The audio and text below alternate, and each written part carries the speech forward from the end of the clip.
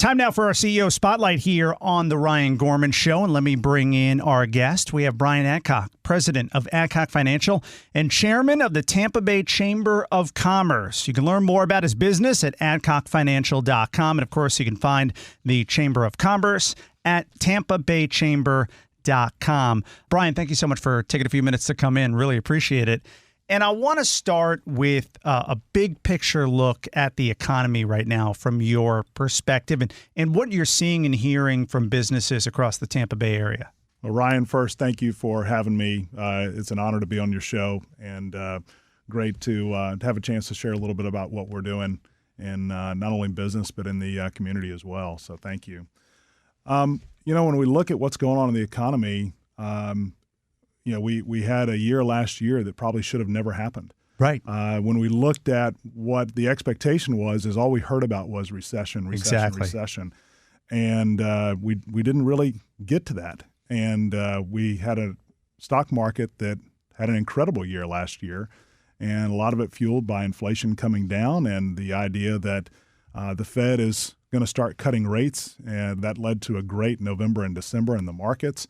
And I think people had a lot of surprises and great feelings when they looked at their statements at the end of the year. So a lot of great things taking place last year and very resilient economy. But as we kind of position ourselves for 2024, there's certainly change in the air for sure when we look at what's taking place in the economy.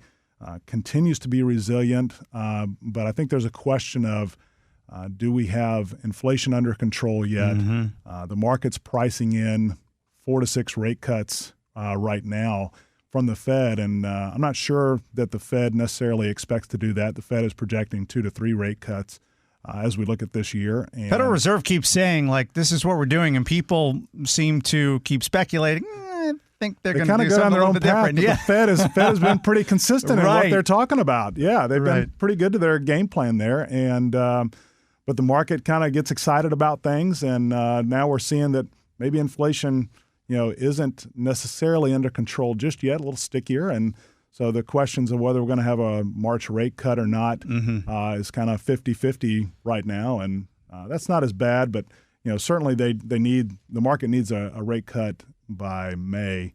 And if not, we could see, some certain volatility. But it's a great opportunity for people to be kind of reevaluating what's going on. There are opportunities in this market, which is great. And that not only goes for the individuals, but there are opportunities for companies as well. We do a lot of work around 401k, executive benefit plans as well. And this January 2024 kind of kicked off some of the key provisions to the Secure 2.0 Act that was actually passed at the end of 2022. And it's one of the biggest pieces of legislation affecting retirement plans or 401k plans. And so companies have a lot of decisions to make as to how they want to implement some of those rules. And so it's an important time of companies being able to take a look at those things, revisit those pieces, and kind of evaluate where they're going forward. And still with that question, is the economy slowing down or not? Right. It's an interesting time because when you take a 30,000-foot view of the economy and the data we keep getting in, all looks pretty good. The job market is strong, unemployment's low, all of that. But then when you get to how Americans view the economy, things are a little bit different, although those numbers are starting to trend up a bit too. Here in the Tampa Bay area, as chairman of the Tampa Bay Chamber of Commerce, and again, we're joined by Brian Adcock right now, businesses and those who you talk to, affordability, such a big issue, but overall, how do people feel about our region and the growth that we've seen and where we're headed in 2024? So I think there's incredible excitement of what's happening in this region. I mean, we've all seen the influx of people over the last number of years, and that has continued to fuel the economy. It's continued to reshape what you're seeing in downtown Tampa, downtown St. Pete, and areas here in Feather Sound and all around. Mm-hmm. There are really some incredible things that are taking place. But to your point, it comes with challenges, too, that we have to respond to. And so when you talk about affordable housing, it's a real issue for sure. And it didn't used to be. I mean, 15 years ago, everybody came to Florida because it was more affordable. but things have changed. It has changed dramatically. And so the affordability of not only your home, but when you talk about homeowners insurance, auto insurance, those things, all really impactful. And so those are affecting businesses and how they're going to hire folks.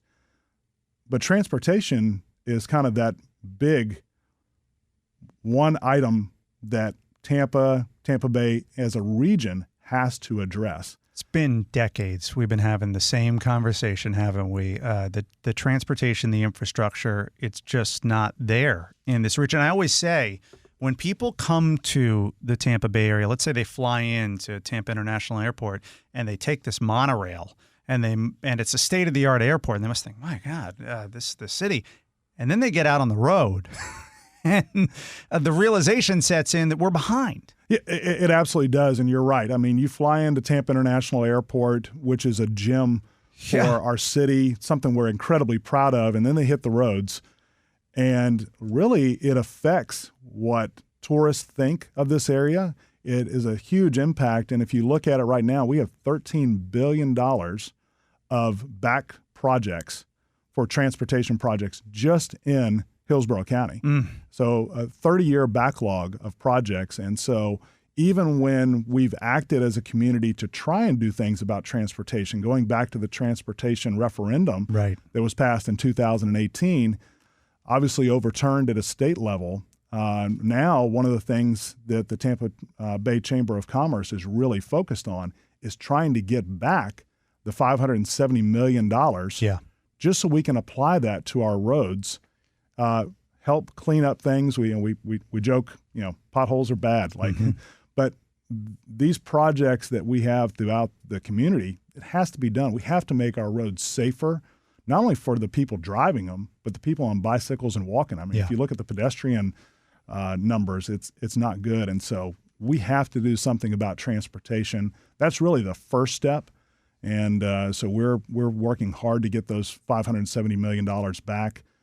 We've been trying to get businesses engaged to sign letters to their representatives, and then also trying to make sure that we have individuals as well signing that to let them know it's not just businesses that want this, but it's the everyday person that lives in this community that needs good transportation. And so that's the first step. And then regionally, we have to get together and we have to build a long-term plan. Or we're just not going to be the region that we could be. Right. We're joined right now by Brian Adcock, president of Adcock Financial and chairman of the Tampa Bay Chamber of Commerce. You can find his business online at adcockfinancial.com, and you can find information about the Chamber of Commerce at tampabaychamber.com. He's with me for our CEO Spotlight. Going back 20 years, if we had done the planning and the implementing of our infrastructure for the future growth that we've seen, we'd be in a much better place. And to your point, if we don't get a plan in place now with the growth that we're seeing and is likely going to continue for years to come in this area, it's going to be a mess. It does. It impacts our tourism dollars significantly when you have a bad look when they hit the roads. And businesses too.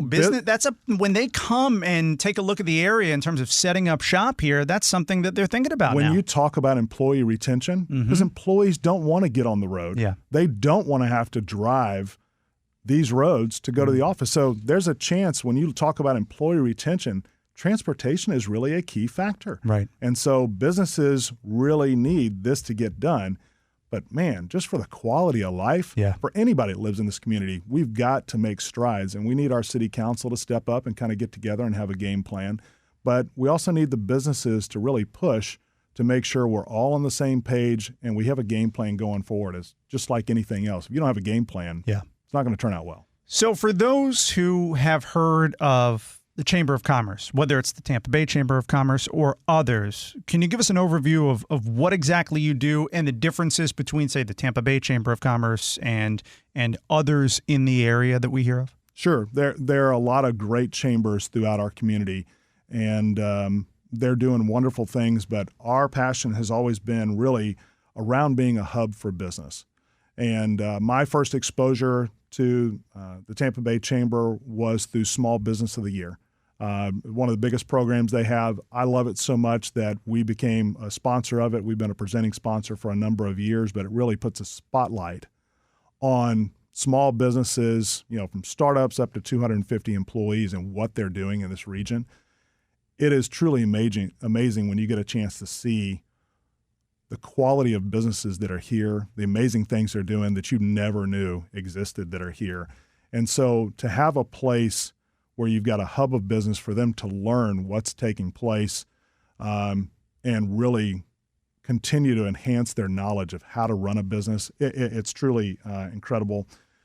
We talk about diversity in our businesses, which is really important, and making sure we continue to allow people to grow their businesses, create those key relationships. And advocacy is becoming a bigger piece of that as well, so that businesses have representation to continue to do things like transportation or affordable housing. So those are all things that are happening.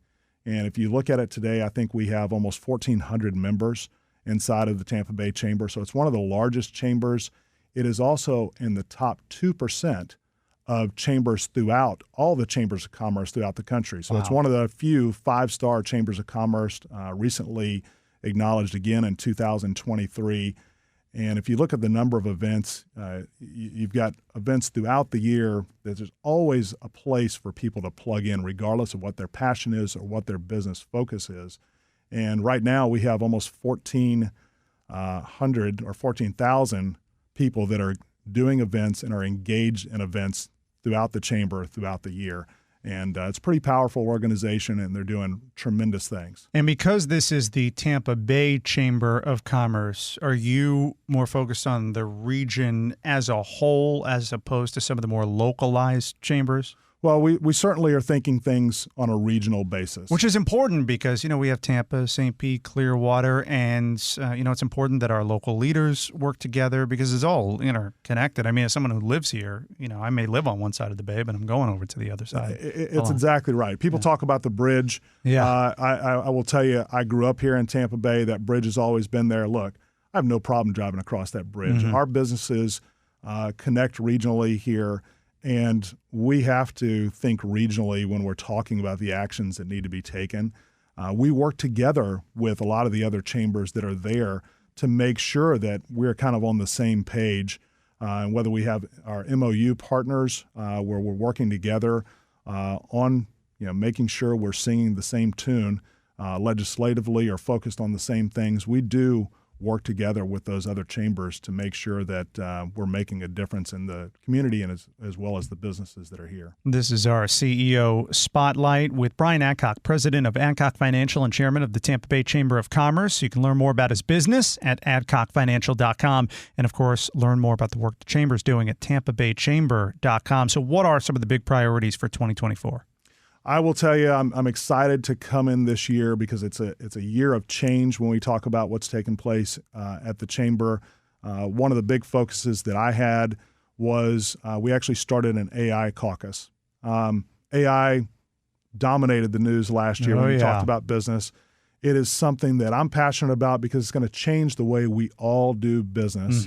It's going to change the way that we train our employees, how universities are going to train folks, and businesses need to be prepared for it. Yeah, it's coming. There's no stopping this train. It's here. Yeah. And but a lot of businesses don't know what to do. They know it's a thing, right? But how do you implement that into your business? That's something we do here. I mean, just with this show, it's like, how can I utilize this to benefit me and the show and make things easier or more efficient or better, smarter? Like, we're all trying to kind of figure this out here. Yeah, and so everybody's trying to figure it out. They want to understand it, but when you're running a business, a lot of times you are in that business. We spend a lot of times in the business, but not working on the business. And people have to slow down, and we have to give them the resources to understand how do they implement these things. And so we're going to be doing something over the first 9 months of this year to help businesses understand what is AI, what are the things, where can they get reliable information to learn about it, how it's going to impact their business, and then try and train them. And we're going to start with small businesses. We're going to move up to larger businesses. We're going to be hosting an event really when we look at, I guess, September, we're going to be hosting an event to kind of have a big rollout for our AI caucus and really what that means for businesses, universities here in the area. And I'm assuming with as many member companies as you have, you'll be able to see who's doing what's working for these different businesses, and almost put together like a best practices. Here are some ideas. Absolutely. And there are some businesses here that are doing some amazing things already. So there's some folks doing some great things at a small business level and a big business level. And so we've brought those folks together so that they can give us their kind of knowledge, share that with other businesses so that we can help bring them along. So the AI side of things is something we're really focused on. I would tell you the return of our transportation dollars is something that's there. Right. So we're promoting, reaching out to your legislators. We actually have a QR code that we've been using to push out for business owners and anybody else that wants to sign and send notes. The next 9 weeks are going to be really important as legislative session kicks off. And so those are things that really we're very much focused on at a chamber level, and continue to help businesses adapt. And then I have my day job too. Right. So I'm as excited about our business and the team that we have at the Adcock Financial Group as I've ever been. And with the point of change, it's such a great opportunity. We're having great success, just sitting down and meeting with businesses, helping them to better understand how they can position themselves for success, what they can be doing to help retain their employees, regardless of its executive compensation plans, what they can be doing. Keeping employees has been a hot topic over the last several years. Helping them look at how they can help their employees make informed decisions around their retirement plans, and then working with individuals on their planning. And I think there's a great point in time right now as we talk about what's gotten us to this level isn't going to take us to the next level. And that is representative both in this community as well as it is in businesses and how we're working with individuals today. And, it is it's an incredible opportunity. And so we're having a lot of fun working with those individuals and businesses to help them reposition and make sure that they're prepared for success going forward. Finally, businesses that want to learn more about the work the Tampa Bay Chamber of Commerce does, or just anyone listening who wants to learn more or become involved, how can they go about doing that? So they can certainly go to the website at tampabaychamber.com. If they're interested in supporting on the advocacy side, tampabaychamber.com/advocacy. They make it really simple. Yeah. So I can even remember that. But so they can learn more there. And certainly, if they want to learn more about what we're doing at the Adcock Financial Group, certainly follow our company on LinkedIn or adcockfinancial.com and learn more about what we're doing there. All right, Brian Adcock, president of Adcock Financial and chairman of the Tampa Bay Chamber of Commerce, with us for our CEO Spotlight. Brian, thank you so much for coming in. Really appreciate it. Ryan, thank you so much for having me. It's been a blast.